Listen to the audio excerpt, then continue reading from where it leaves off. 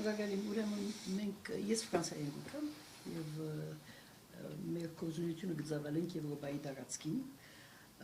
2022-ի վերջին ամիսներում մենք անդրադարձանք, որ կերիներու խնդիրը մարած էր մեր ընդհանուր հայության գիտակցության մեջ, որովհետև առաջին ամիսներում պատերազմի հաջորդող շրջանին շատ շարժումներ ստեղծվեցան աշխարհում մեկ կերիներու ազատագրության համար, բայց հաջորդող ամիսներու ընթացքին այս բոլոր շարժումները մարեցան եւ մենք անդրադարձանք, որ այս խնդիրը շատ առաջնային խնդիր է, որովհետեւ կերիներու արգայությունը Ադրբեջանի մեջ ոչ միայն իրենց ծնողներու եւ ընտանիքներու վրա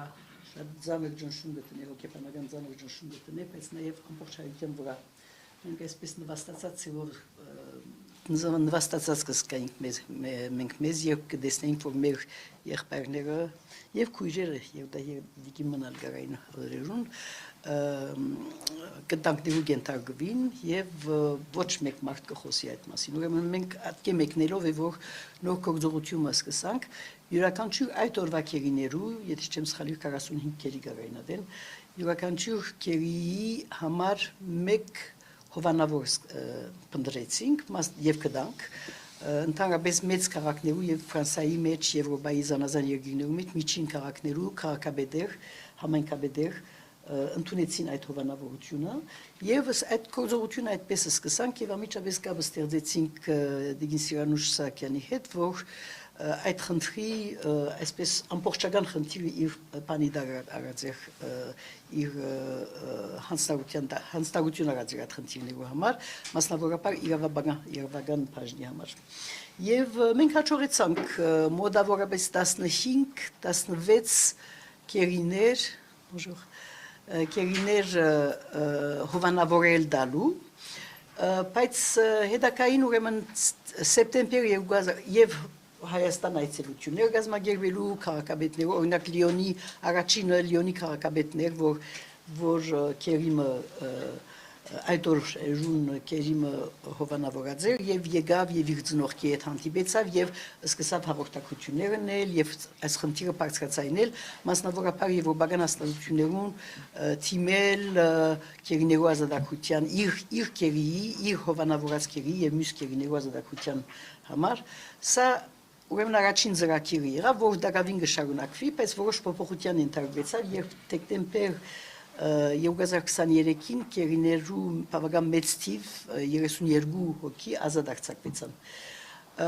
Եվ այդ օրերուն ուրեմն մենք սկսանք հավաքական հովանավորություն գազմագերբել զանազան բաներու կողմէ, քաղաքական թեմքերու կողմէ, ազգային ժողովի անդամներու կողմէ եւ այլն, եւ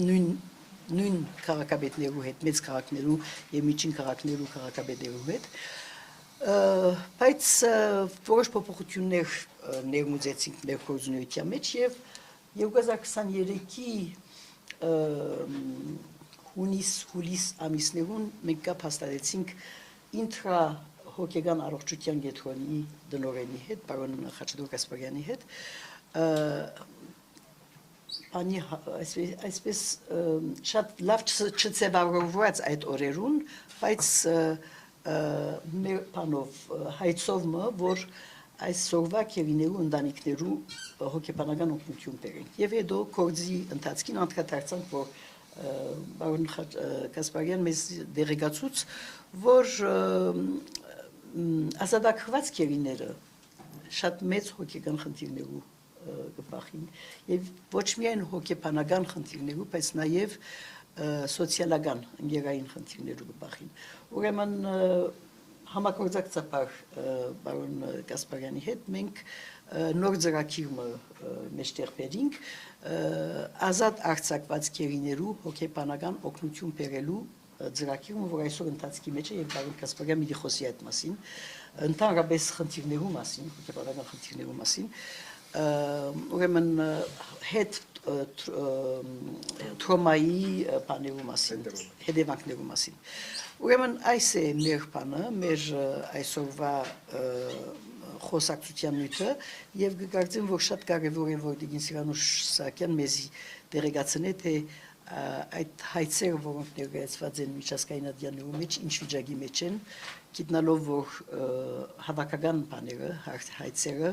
այսօր կառավարության կողմից հետ քաշված են եւ դատկեցված են